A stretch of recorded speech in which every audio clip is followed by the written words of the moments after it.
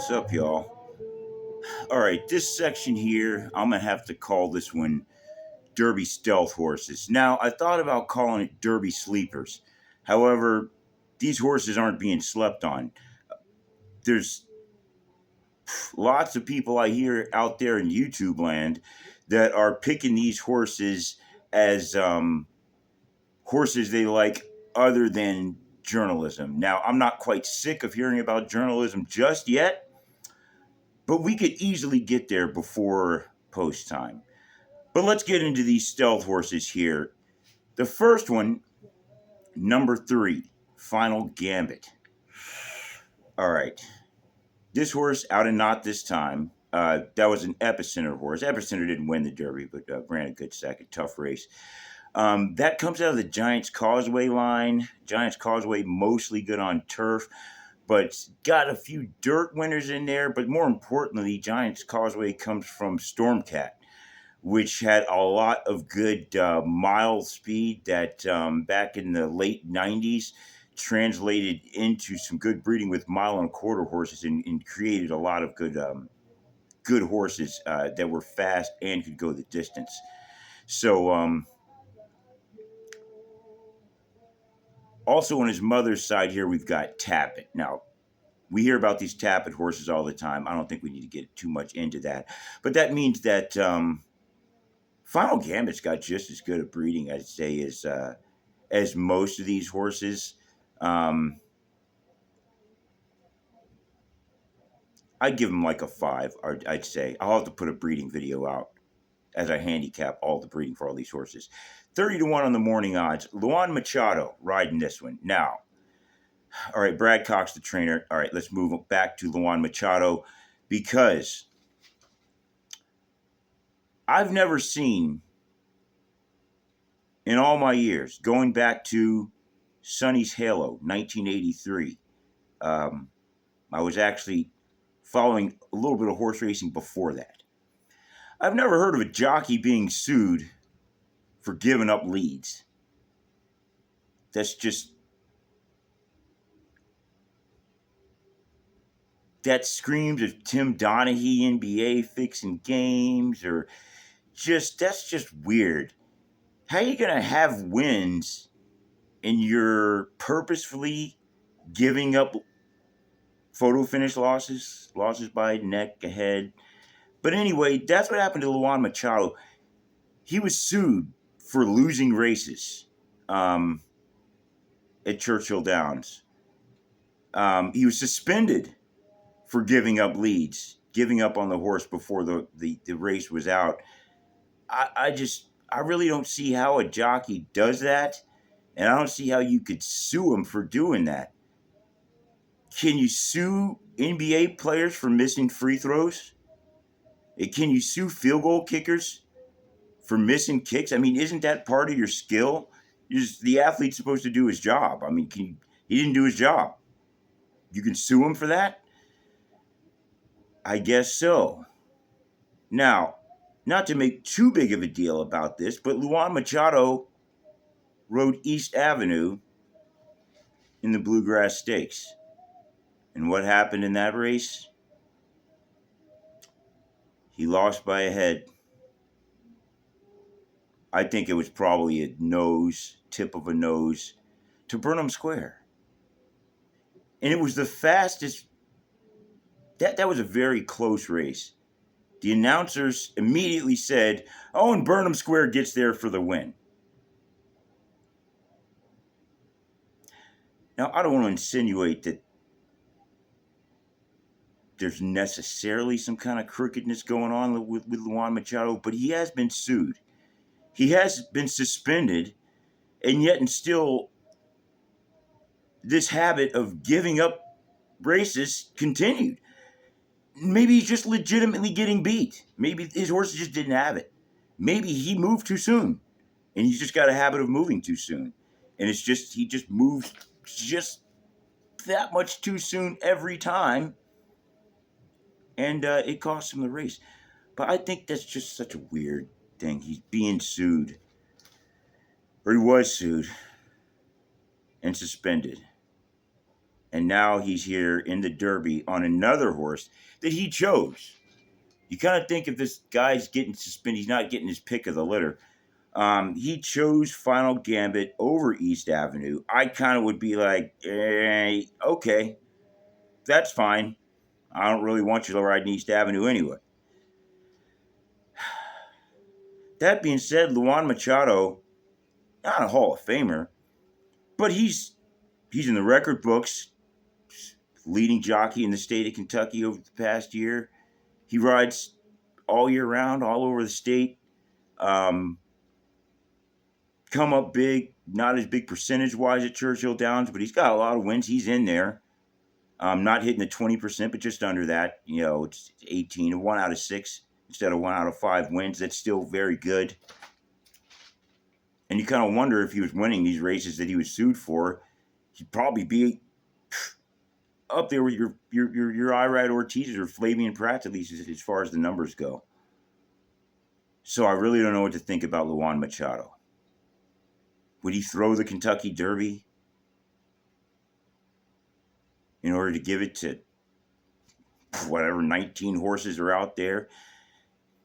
Hey, I'm down for a good conspiracy theory, but I also know that it's very hard to fix certain things. But given that, I just gotta say I put an asterisk by this guy. He's ridden this horse before. He got a win in the Jeff Ruby Stakes, last out. Mile in an eighth and 150. Not that great a time, but that brings us into our next thing, and I might as well get into it. Well, off into a rant here. 7 minutes into the video on the first horse. These horses that are coming from this artificial surface. Now, I was listening to Past the Wire, I think it was, talking about the performance of these turfway horses and coming off the artificial surface and switching over to dirt. We've seen it with Rich Strike, who, by the way, he did win at Churchill Downs, but then he went over. He didn't win the Jeff Ruby, but he comes back and wins at Churchill. We saw Two Phils win the Jeff Ruby, come in, run second in the Kentucky Derby. And then going back to Animal Kingdom, back when the race was called the Spiral, Johnny Velazquez got a win there, brought it back, got a win in the Derby. Animal Kingdom, I think he was 14-1, something like that. You would think a Johnny Velazquez horse would have been lower, but he got good money on Johnny V that day. And people are starting to say that there's something to this translating from the artificial surface to the dirt. So I looked at the times for those three horses when they translated from their times from the Jeff Ruby Stakes over to Churchill Downs for their Kentucky Derby performances and a few other races that they ran on dirt after that. I couldn't see any correlation. Those horses, when they ran in the Jeff Ruby Stakes, or the Spiral as it was called, those were legitimate timed races. So to say it had something to do with the artificial, I couldn't find it in the numbers. I'm not trying to say it's not a thing. I just couldn't find it in the data. That being said, here's physically what I know. It's different running on different surfaces, and there's different muscles in your body that get trained differently the better you are at running on different surfaces. Same is going to apply to a horse, and it's possible that training on this artificial surface makes it a bit easier to run on dirt, or at least maybe at Churchill. Could we say that? Maybe. I haven't found enough in the data to say that, but there is an indication into the data of this transferring over, which makes him a stealth horse.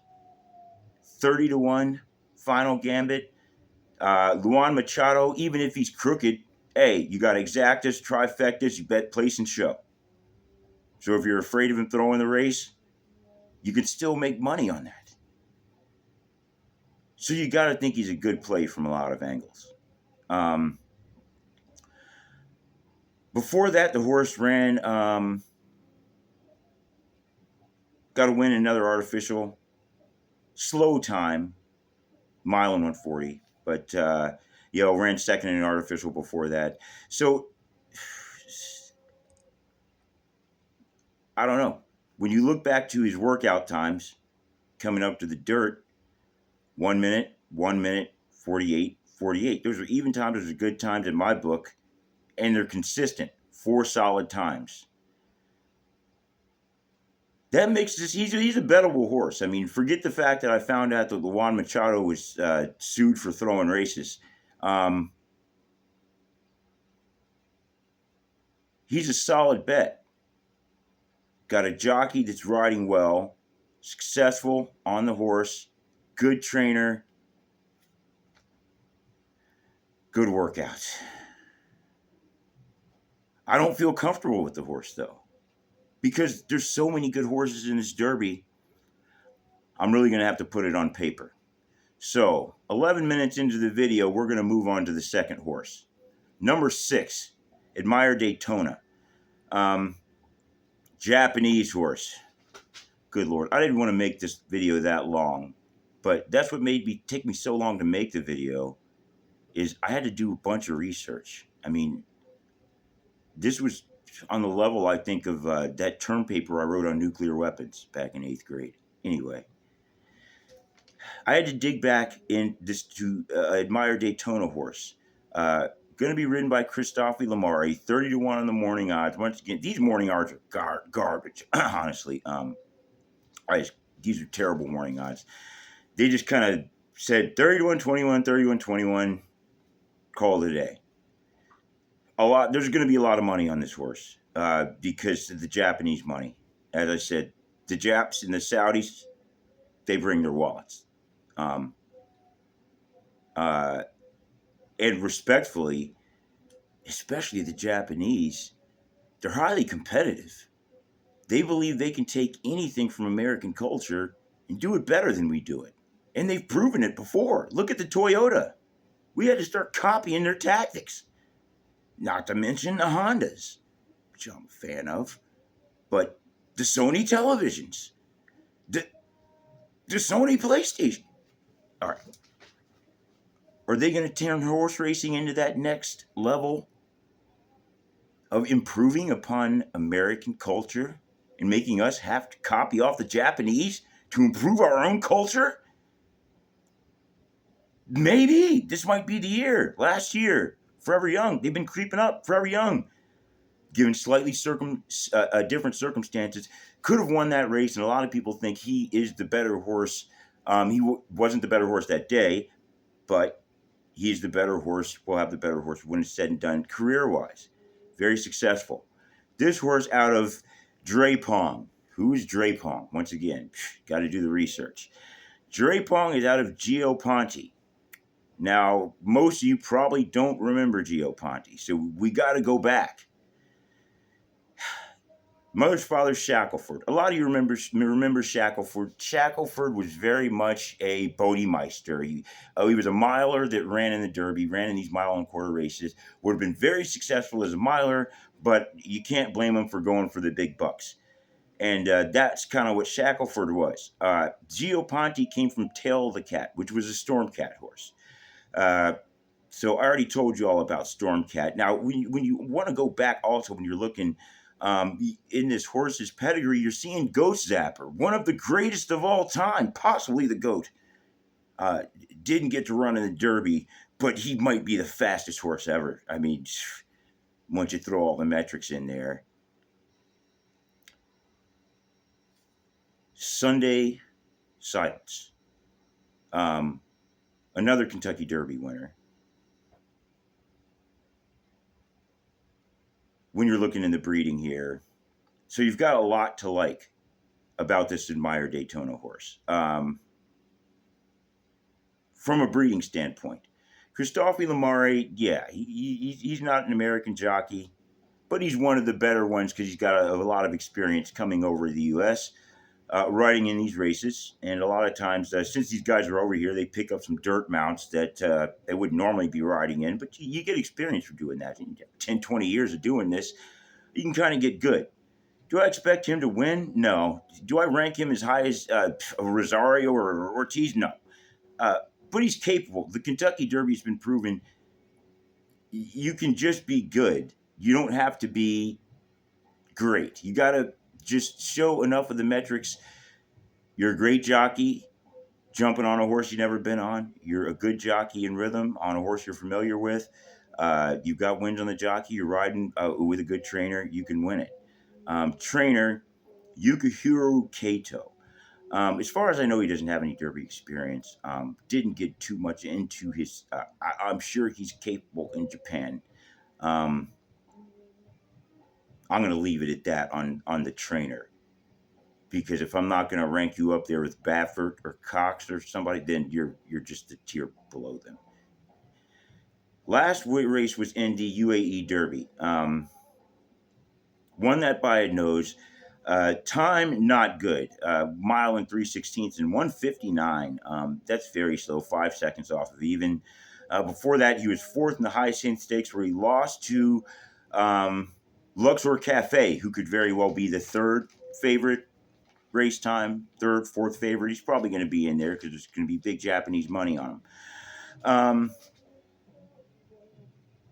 Before that, once again, I had to dig back and do my research. He had a win in Tokyo, broke maiden special weight, mile 139. It's not really a mile they run. They use this silly thing called the metric system, where instead of a mile, they're running 1,600 meters. So this goofy system doesn't necessarily translate equally to American numbers, but it's 10 yards short of a mile. So, I mean, doing 10 yards, that's splitting hairs pretty much. Maybe a fifth of a second you want to discount for that. But here's where it gets interesting. When you go back to the 1,600 meter race, call a mile a race for sake of argument, he lost by a nose in a thrilling race. I mean, this race was so thrilling. I had to look it up on YouTube. I had no idea what they were saying because the call was in Japanese. And there was a Japanese lady just ripping the call. Just ripping it. Man, these two horses were fighting like champions. And you could tell they were far superior to the other horses they were running against. Now, this was a maiden race. But in this particular race, they both got the trips they wanted. And they ran that mile in what? 135 and 4/5. Uh-oh. What does that mean? That means that's American speed there. That's American speed, baby. They got American breeding. They got American speed. These horses, to get the speed, real quick on speed. Speed figures, a horse, when they give it their all, you're going to get their maximum speed. You're not going to get a horse's maximum speed every race, because that's not the nature of every race, is to have your maximum speed come out. You're not going to need it to win it, and sometimes you're not going to win it, and you're not going to give it because it's no need to. These horses, when they laid it on the line, their American breeding came out early in their careers. Remember, this is when they were young. I didn't see the date on there. I think it was last year.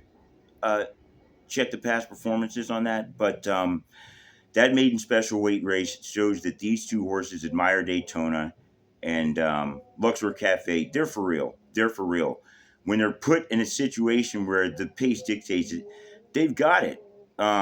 They had it when they were two. They're probably going to have it again. Speed figure I had to give him was a 101. Now, going back to speed figure on Final Gambit, I didn't give you that. The weird thing is, because his speed figure is only at artificial, I had to give him a 100 on artificial. Now, what do you want to do? You want to call that a 110 on a dirt? Maybe.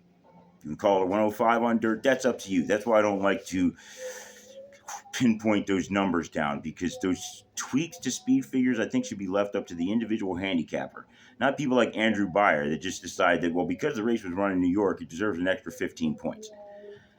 I digress. 101 I'm giving this horse, and of course I had to bump up Luxor Cafe, who I previously had at a 92, because I didn't have the full past performances on him. I had to bump him up to the 101 as well. Admire Daytona. So when you're looking at the horse and you're like, yeah, he won his maiden, he went in his highest in stakes, he lost to Luxor Cafe. Like I say, when you're running behind slower pace horses and there's no fractions in these over seas races, which I don't know, that's something with the metrics. They don't like fractions either with these decimal people, these metric people. They want everything decimals. They do, but they don't even need to do any decimals for the races. There's no fractions. It's just the race starts and it ends and there's a time. So there's people that try to put that together, but we don't know the real pace. What we do know is when they were put to a real test against each other, they put up a good, strong American time. And this highest in stakes, it was with a lot of other horses.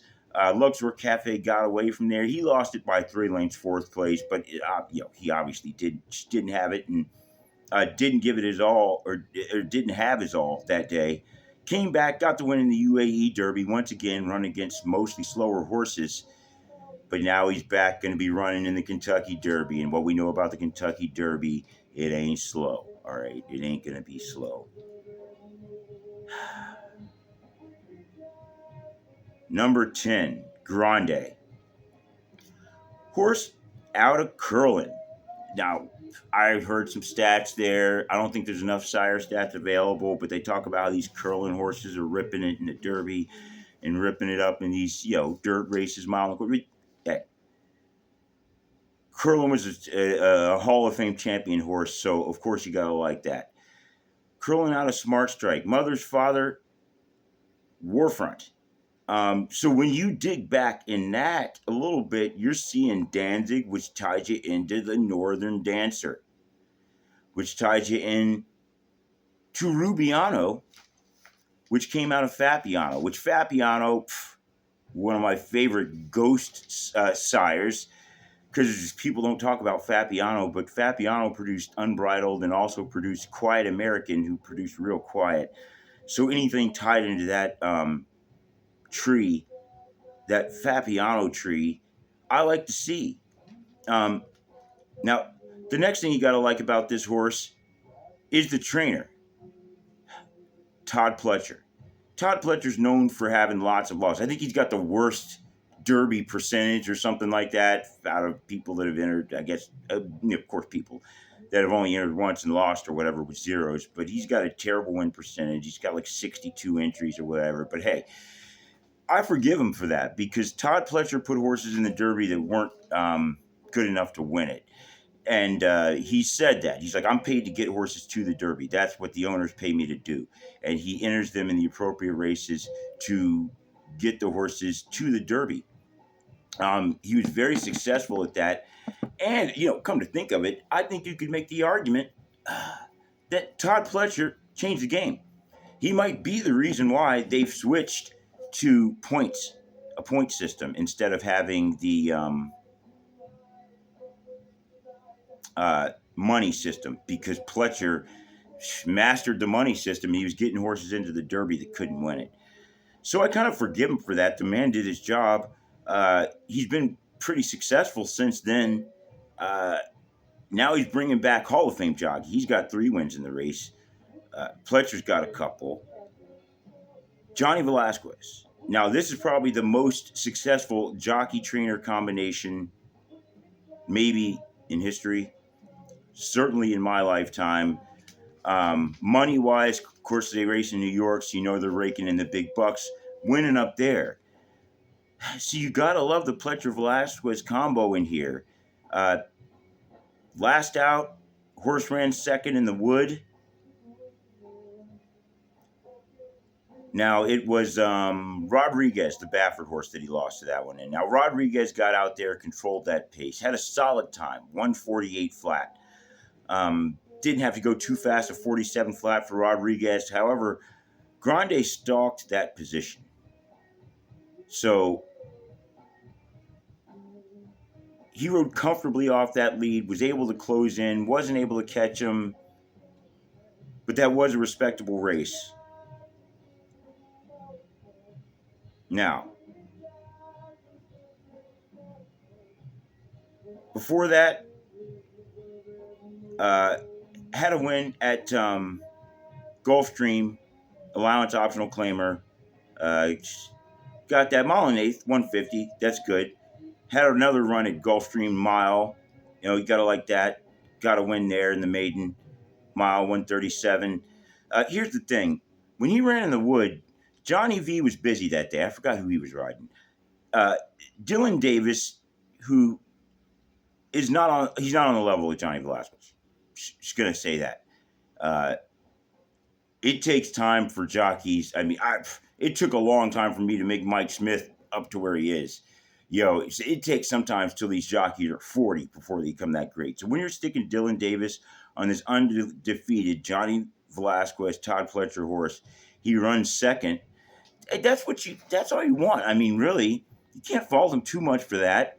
The horse is running in gets top competition, Derby competition. He loses to a Baffert horse with Dylan Davis, much like Sovereignty with the loss with Manny Franco when he lost in the Florida Derby to Tappan Street.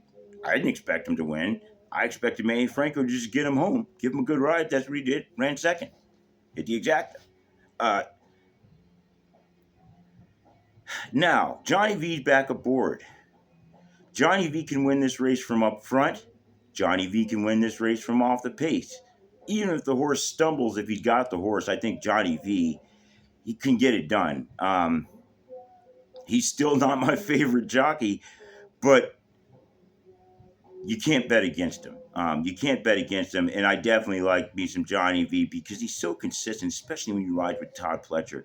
And Johnny V's going to do everything he can to win the race. He's not going to not do his homework. He's not going to not try. If he doesn't have it, he doesn't have it. But Johnny V's definitely dangerous in this one. Now, based on that time that he ran, 3 lengths off Rodriguez in the wood, I give him a what? A 108. A 108 with Dylan Davis. Now, I've argued that a jockey can take 10 points off of a horse's time. The right guy, Bailey. That's kind of where I came up with. You put Bailey on him, it's a potential 10 points you're going to get. 10 speed points, based on what I do. It's taking a potential couple seconds off the race, off the horse's time. That makes Grande dangerous. All right. Johnny V, Todd Pletcher, lightly raced, doesn't matter. We've seen it done before. Those little quirks and myths and all that stuff, every time they start talking about it, there's a horse that proves it's not true. What is true is the horse that's got the best ride and the fastest speed on that day is going to win. So a lot of that other stuff, the myths and stuff, I have superstitions and all that, I like to throw out. I see Johnny V. I see Todd. I see horse got 2 good wins in Florida, come back with a second place in the wood behind a Baffert horse with a different jockey, got Johnny V back aboard 20-1. He ain't going to be 20-1, but because everybody thinks journalism is the next secretariat, that, hey, you're going to get some money on Grande. My whole thing is I got to not fall in love with that. I got to actually pick the horse I think's going to win. I got to actually pick the horses I think are going to run in the top 3 and top 4 for the Super. But you got to love just about everything about Grande. I think people are not discounting that Dylan Davis rode him in the wood. Nothing against that. But you can't say that Johnny V aboard the horse is not going to be an improvement. Now we're going to move on to the 11 here. Flying Mohawk. I apologize for being so loquacious in these, but I get kind of emotional when I'm talking about these for some reason. Horse racing is just such an emotional sport. It drags your heart out of you. Sometimes it lifts it up in the air, and other times it throws it on the ground and stomps on it. Flying Mohawk, 11. Horse, Japanese breeding, out of Karakanite. Once again, I had to go back to the research lab. Horse out of Bernstein. So what does that mean? That's giving us some Stormcat. That's giving us some Sunday Silence. Mother's Father's Twirling Candy. Now, many of you may know that comes from your Candy Ride, which your Candy Ride trickles down to your gun runners, right? So, Candy Ride, tying you into your Quiet Americans, which I already talked about, Fabiano, Unbridled, all of that. Solid breeding. Once again, you see deep in there, and it can definitely translate over in the Kentucky Derby, because it's one of those races, because it's so many horses, where the toughness, where a lot, that's where the is in the genes a lot of times. That toughness is what a horse needs to be able to fight through all this. The Derby and the Belmont. Breeding very important in my opinion. So this horse has got it. Flying Mohawk, ridden by Joe Ramos, capable. He got a I think he got a win on the horse way back when. I'd have to pull up the full PPs on him, but last out, second in the Jeff Ruby Stakes, behind Final Gambit. Like I said, that wasn't that much great of a time, but if you believe in the artificial surface thing, then you got to like the Flying Mohawk thing, run in second, and hope that translates over into the Derby. For that's going to be big money. Flying Mohawk's probably going to be, I heard people saying stuff like 200 to 1. If you just have that to show, that's liable to pay $50 on a $2 bet. So Flying Mohawk's definitely something to be considered now out there. Joe Ramos, yeah, not your top jockey. Churchill Downs, but he has gotten a capable ride on the horse. You're going to look back here.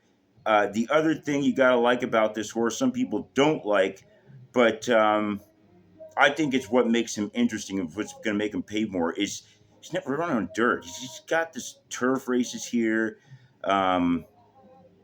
Got a win in an optional claimer on turf. Got another win here, pretty solid time. Churchill Downs on turf. So when you look at the speed figures, I give him a 98 on an artificial, and I give him a 105 on turf. Once again, translate those numbers to dirt as you see fit. I think that's more of an opinion thing. Translating it, I don't think anyone speed figure maker handicapper is going to be able to pinpoint perfectly these precarious differences between the tracks and the surfaces. It's very difficult, and then every horse is different. So, Stealth Horse for sure to me. Is he going to make my tickets? I don't know, maybe not. The time might hurt him, but like I said, I'm going to have to lay out the pace in this race. Very talented horses.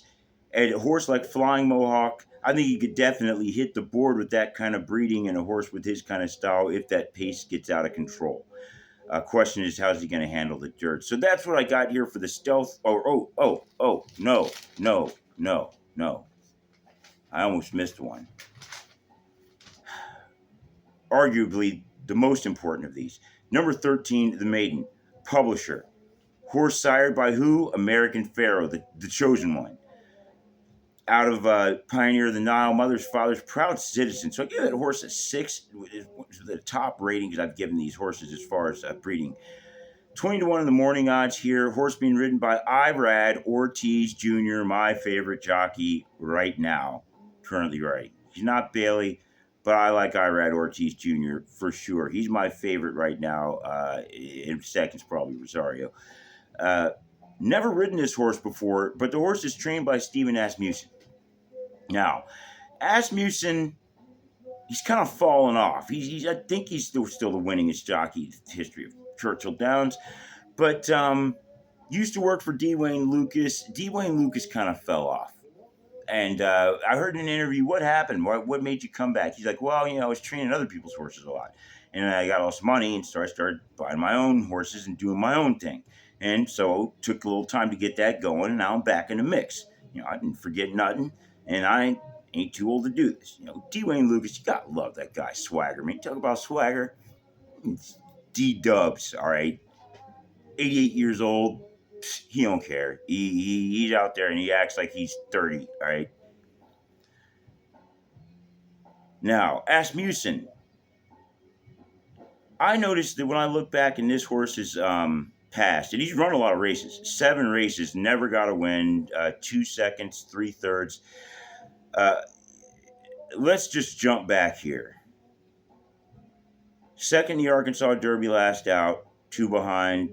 Fourth in the Rebel, seventh in the Southwest. And I started looking back in these races, and he was having who Eric Asmussen is riding him. Who Eric Asmussen? Okay, family.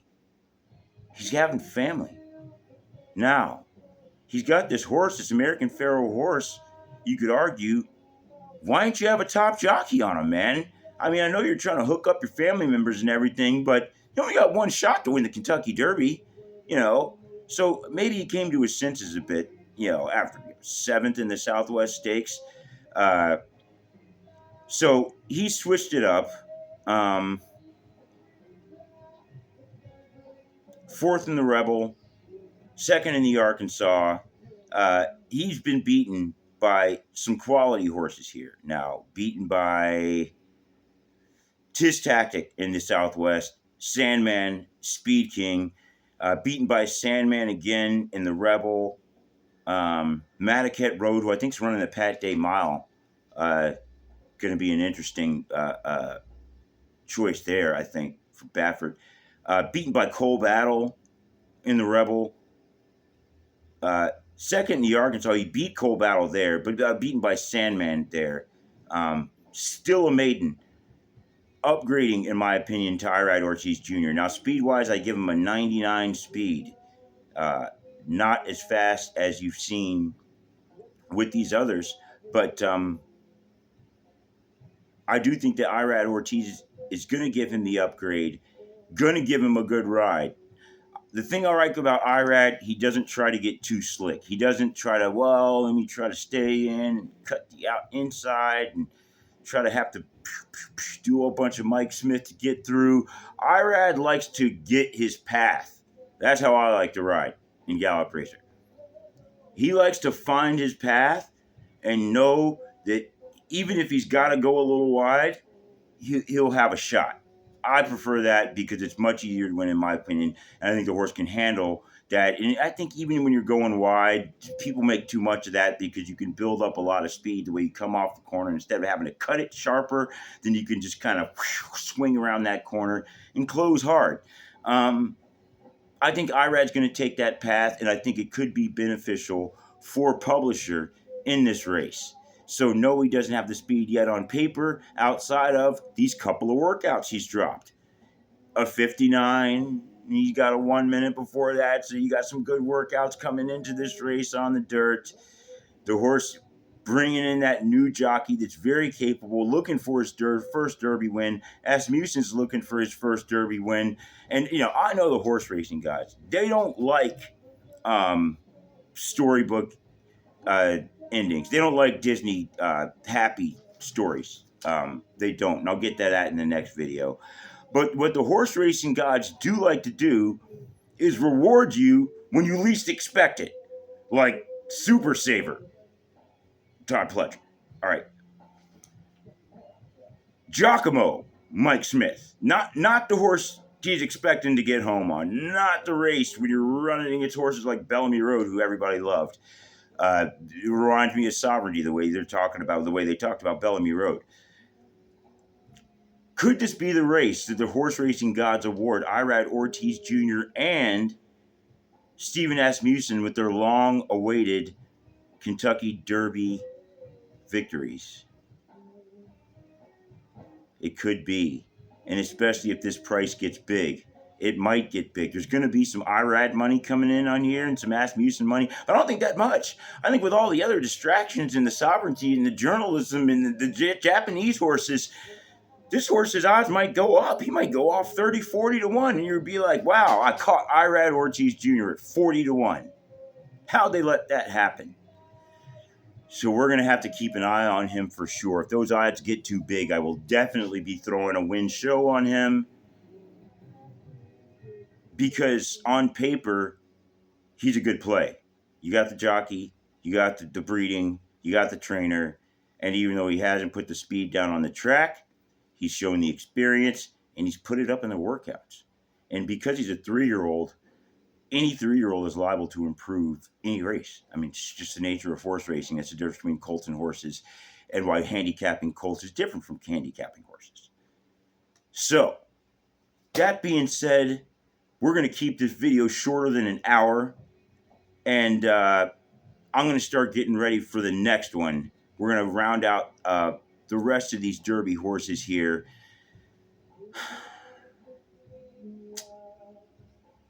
These horses here are definitely dangerous. Publisher,